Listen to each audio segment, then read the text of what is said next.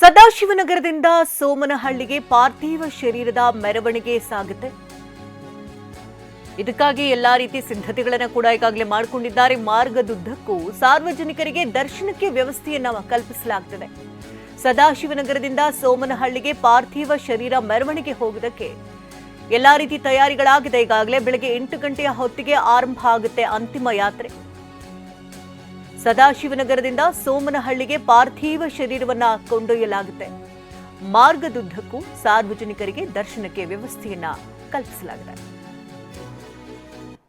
ಕೆಂಗೇರಿಯಲ್ಲಿ ಒಂದು ಸ್ಟಾಪು, ಅದಾದಮೇಲೆ ಬಿಡದಿಲಿ, ರಾಮನಗರ, ಚನ್ನಪಟ್ಟಣ ಒಂದು 5 ನಿಮಿಷ ದರ್ಶನ ಮಾಡಲಿಕ್ಕೆ ಒಂದು ಅವಕಾಶವನ್ನು ಕೊಟ್ಟು ಒಂದು 10 ಗಂಟೆ ಅಷ್ಟೊತ್ತಿಗೆ ಮದ್ದೂರು ತಲುಪ್ತಾರೆ. ಬೇರೆ ಮದ್ದೂರಿನಲ್ಲಿ ಎಲ್ಲೂ ಕೂಡ ಕೆಲವರೆಲ್ಲ ಭಾಳ ಒತ್ತಾಯ ಮಾಡ್ತಾ ಇದ್ದಾರೆ, ದಯವಿಟ್ಟು ಕ್ಷಮಿಸಬೇಕು.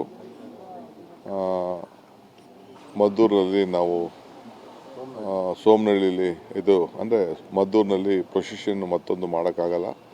ಸೋಮನಹಳ್ಳಿಲೇ ಫೈನಲ್ಲು. ಯಾರೇ ಆಗಲಿ ಬಂದು ದರ್ಶನ ಮಾಡೋಂಥವ್ರು ಎಲ್ಲಿಂದ ಆಗಲಿ ಬಂದು ಸೋಮನಹಳ್ಳಿಲೇ ಬಂದು ದರ್ಶನ ಮಾಡಬೇಕು. ಅವರ ಸ್ವಂತ ಜಾಗದಲ್ಲೇ ಸೋಮನಹಳ್ಳಿಲೇ ವ್ಯವಸ್ಥೆಯನ್ನು ಮಾಡಲಾಗಿದೆ.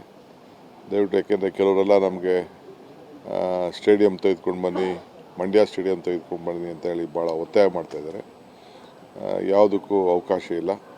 ದಯವಿಟ್ಟು ತಾವು ಅನುಸರಿಸಬೇಕು. ಮತ್ತು ರಾಮನಗರದಲ್ಲಿ ಟೈಮಿಂಗ್ 11 ಗಂಟೆ ಅಂತ ಹೇಳಿದ್ದಾರೆ. 11 ಗಂಟೆ ಎಲ್ಲ ಇಲ್ಲ, ಬಹುಶಃ 9 ಗಂಟೆಗೆಲ್ಲ ರಾಮನಗರ ತಲುಪುವಂಥ ವ್ಯವಸ್ಥೆ ಆಗ್ತದೆ. ತಾವೆಲ್ಲ ಸಹಕಾರ ಮಾಡಬೇಕು.